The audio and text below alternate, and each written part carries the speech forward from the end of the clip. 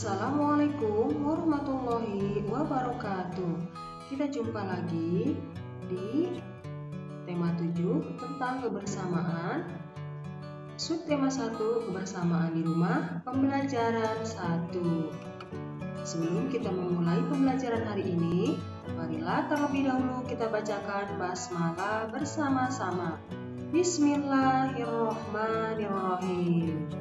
Tetap semangat ya untuk memulai pembelajaran hari ini. Adapun tujuan pembelajaran hari ini yaitu 1. Dengan mendengarkan dongeng dan mengamati teks bacaan, siswa dapat mengetahui isi dongeng fabel dengan percaya diri. 2. Dengan memperhatikan gambar, siswa dapat menuliskan pecahan secara cermat. 3. Dengan mengamati gambar, siswa dapat memahami kuat lemah bunyi pada lagu secara cermat.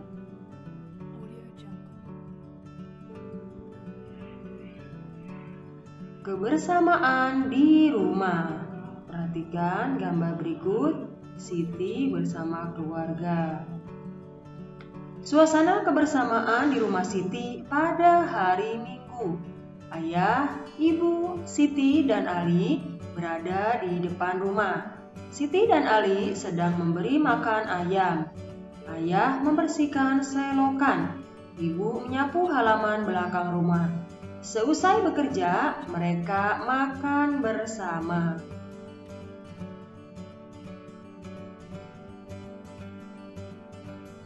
Mari kita baca bersama-sama. Kebersamaan. Siti tinggal bersama keluarga. Di rumah Siti ada ayah, ibu, Siti, dan Ali. Mereka sering makan malam bersama. Ayah Siti sering bercerita usai makan malam. Siti dan Ali menyukai cerita binatang. Siti anak yang rajin di sekolah. Di sekolah, Siti dan teman-temannya hidup rukun. Beberapa kegiatan di sekolah dikerjakan bersama. Siti sering bermain dengan teman. Mereka saling menghormati.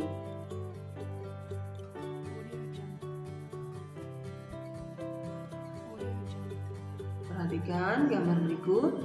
Nah, ini adalah kebersamaan Siti bersama ayah, ibu, dan adik, atau kebersamaan Siti di keluarga.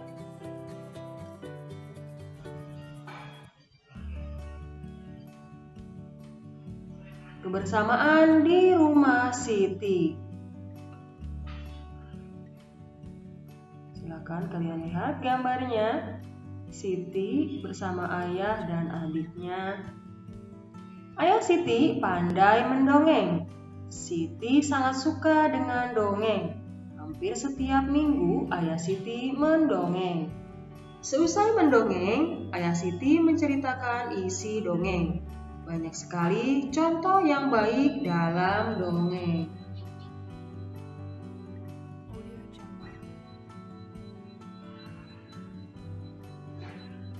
Nah, sekarang silakan kalian dengarkan dongeng kecerdikan menumbuhkan kebaikan. Perhatikan gambar berikut. Di sini ada gambar si tikus dan ular. Yuk kita baca dongengnya bersama-sama. Judulnya Kecerdikan Menumbuhkan Kebaikan. Di sebuah gurun pasir, hiduplah ular dan tikus pasir. Sebenarnya sang ular sangat ingin memangsa tikus, sedangkan tikus berusaha mencari akal agar ular tidak lagi berniat memangsanya. Saat itu, sang ular sangat lapar, padahal ia sedang tidak mempunyai sedikit pun makanan. Sedangkan tikus yang berada tidak jauh dari sang ular sedang asyik melahap makanannya. Sang ular merasa tidak senang melihat kelakuan tikus. Kata si ular, "Dengarkan ucapanku, wahai tikus yang angkuh. Aku pasti akan mendapatkan tubuhmu yang mungil dan lezat itu. Kemudian tikus menjawab, "Hei ular, berusaha dan bekerjalah. Jangan hanya berani mengancam. Kalau hanya mengancam, seekor semut pun bisa."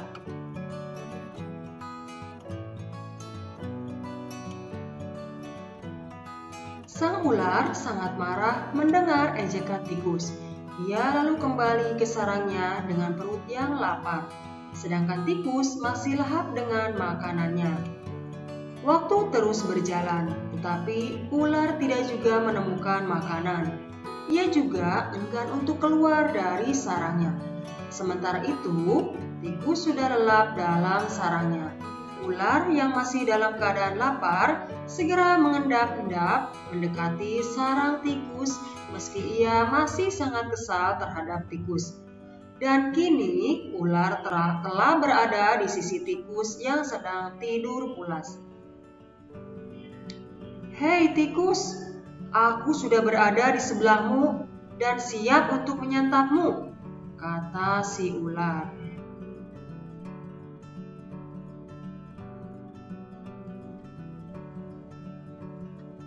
Tikus segera terbangun dari tidurnya. Sambil berpura-pura menguap, ia mulai memutar otak agar bisa lolos dari cengkraman sang ular. Tikus berkata, "Tunggu dulu ular, sahabatku. Kalau kau ingin memakanku, kau harus berpikir dulu. Kita hanya berdua di sini, tidak ada lagi hewan lain. Jika kau memakanku, maka kau akan sendiri. Kau tidak akan mempunyai teman yang dapat kau ajak mencari makan. Kalau begitu, kau tidak akan makan dan akhirnya kau akan mati."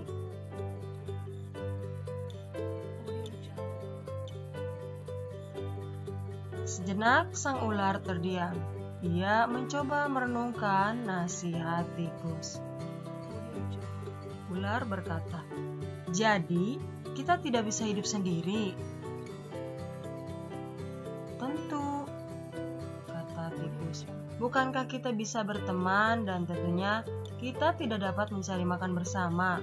Bukankah itu lebih menyenangkan daripada nantinya setelah kau memakanku, kau hanya akan hidup sendiri?" Ular pun mengangguk tanda mengerti. "Baiklah kalau begitu, maafkan aku," kata ular. Tikus pun memaafkan ular. Mereka tersenyum bahagia, kemudian beranjak mencari makanan bersama-sama.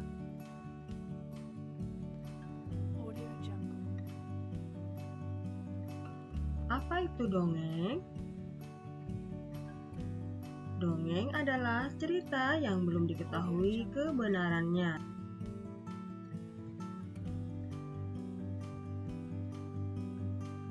Salah satu contoh dongeng adalah fabel, yaitu cerita yang tokohnya hewan atau binatang.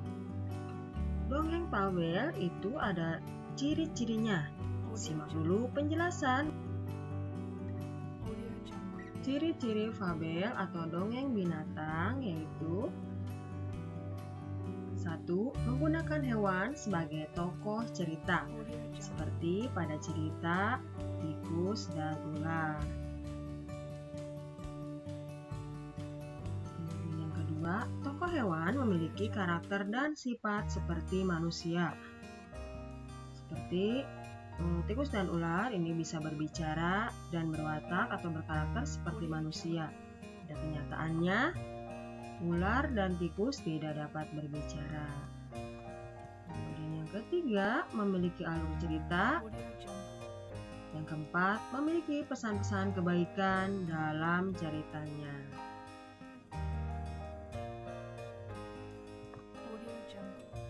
Dalam dongeng ada unsur-unsurnya, yaitu 1. Tokoh. Tokoh yaitu tokoh yang berperan dalam cerita tersebut. Contohnya tadi seperti ular dan tikus. Yang kedua, latar, yaitu tempat terjadinya dongeng. Yang ketiga, watak. Watak itu sifat dari masing-masing tokoh dalam dongeng. Ada yang bersifat baik, ada juga yang bersifat jahat. Yang keempat, amanat. Amanat itu pesan dalam sebuah cerita atau dongeng tersebut.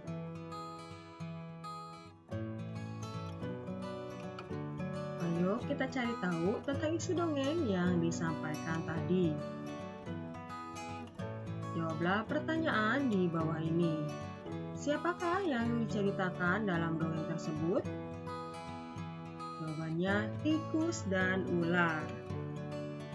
Bagaimana kecerdikan tikus?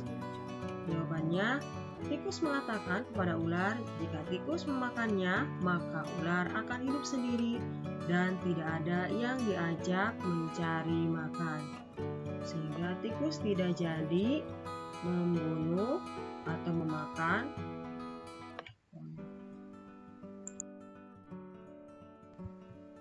Nomor 3, mengapa ular dan tikus dapat hidup bersama? Jawabannya, karena mereka saling meminta maaf dan memaafkan dan tidak akan saling memakan.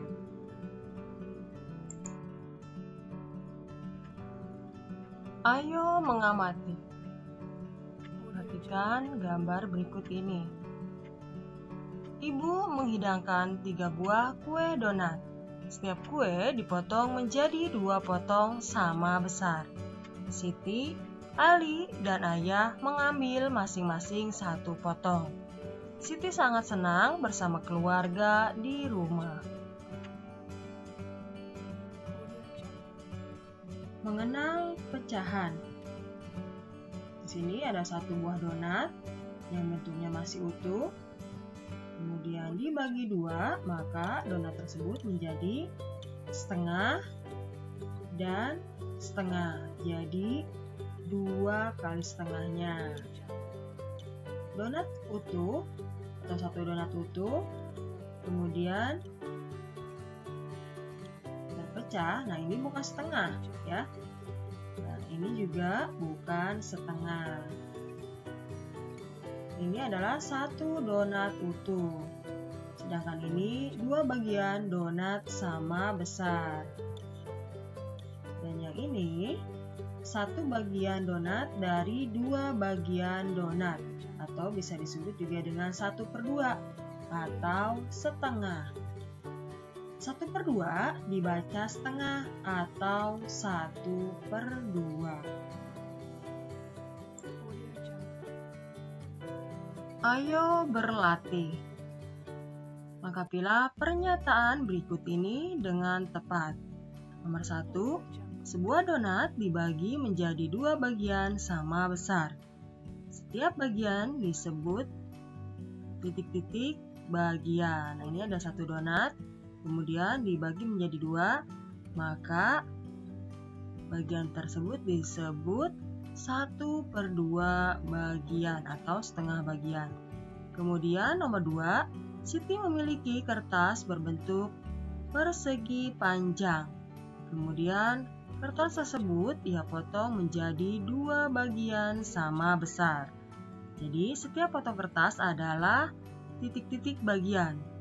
Maka jawabannya 1/2 atau setengah bagian. Kemudian nomor 3, Siti memiliki kue donat. Siti ingin mendapatkan setengah bagian dari kue tersebut. Siti harus memotong kue tersebut menjadi titik-titik bagian sama besar. Di sini ada 1 donat, maka donat tersebut menjadi 2 bagian sama besar. Nomor 4, agar mendapatkan kue bagian, maka kita harus membagi 2 kue tersebut dengan ukuran titik-titik. Jawabannya sama besar. Arsirlah setengah bagian dari gambar berikut. Gambar nomor 1, setelah diarsir maka hasilnya akan seperti ini. Kemudian gambar nomor 2, Kita bagi 2, kemudian sebelahnya kita arsir, maka hasilnya seperti ini. Gambar nomor 3 kita bagi 2 dan hasil arsirannya seperti ini. Nomor 4, gambar sebelum diarsir dan gambar setelah diarsir. Nomor 5, gambar sebelum diarsir dan gambar setelah diarsir menjadi setengah bagian tertutup oleh arsiran. Gambar nomor 6, sebelum diarsir dibagi 2 dengan dikasih garis tengah. Dan setelah diarsir, maka setengah bagiannya tertutup oleh arsiran.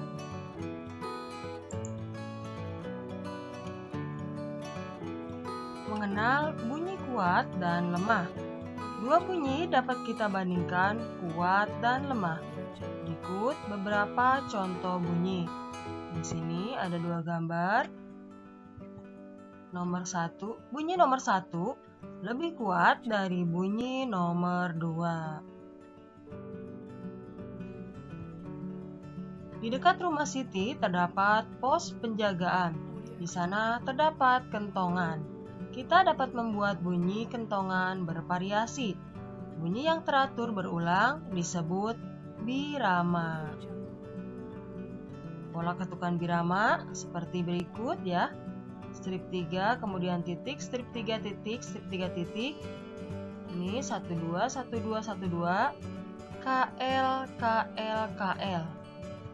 Keterangannya, K itu bunyi kuat, sedangkan L bunyi lemah. Membedakan bunyi kuat dan bunyi lemah. Perhatikan gambar berikut. Di sini ada nomor 1 memukul meja dengan bunyi duk duk, sedangkan tepuk tangan berbunyi prok prok. Jika 2 bunyi di atas dibandingkan, maka bunyi 1 lebih kuat daripada bunyi 2. Tugas, silakan kalian siapkan buku tugasnya ya. Jawablah pertanyaan-pertanyaan di bawah ini. Sebutkan 2 bunyi yang ada di sekitarmu. Kemudian tentukan bunyi yang lebih kuat dan bunyi yang lemah. Dan di sini langsung Ibu kasih tahu 2 bunyi tersebut ya. Misalnya bunyi pukulan telapak tangan ke meja dan tepuk tangan. Yang harus kalian isi yaitu bagian A. Bunyi yang lebih kuat adalah bunyi titik-titik. Silahkan kalian isi. Kemudian bagian B-nya, bunyi yang lebih lemah adalah bunyi titik-titik. Silahkan kalian isi dengan melihat jawaban yang sudah Ibu berikan. Selamat mengerjakan. Nomor 2, Siti menyebutkan bunyi yang dihasilkan benda-benda berikut. Nomor 1 ada bunyi tepuk tangan, kemudian bunyi tongkat dan bunyi kentongan. Bunyi yang paling kuat adalah nomor 3, yaitu bunyi kentongan. Sedangkan bunyi yang paling lemah adalah nomor 2, bunyi tongkat.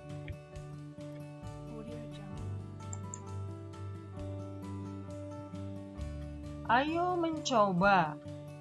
Lakukan kegiatan seperti gambar untuk membedakan bunyi kuat dan bunyi lemah. Coba kamu menyanyikan lagu Cicak. Pastinya kalian sudah hafal ya lagu Cicak. Dengan iringan bunyi kuat dan bunyi lemah. Bunyi kuat di bagian depan. Beberapa irama dapat digabungkan. Misalnya irama dari kentungan dan tongkat kayu yang dipukul. Ini bunyi kentungan berbunyi tong tong tong jika dipukul. Kemudian tongkat kayu dipukul-pukulkan maka akan berbunyi tek tek tek. Kalian juga dapat membuat irama dengan memukul meja dan tepuk tangan. Ini memukul meja maka akan berbunyi duk. Sedangkan tepuk tangan berbunyi. Nah, sekarang mari kita nyanyi bersama-sama. Judul lagunya Cicak. Ciptaan A.T. Mahmud.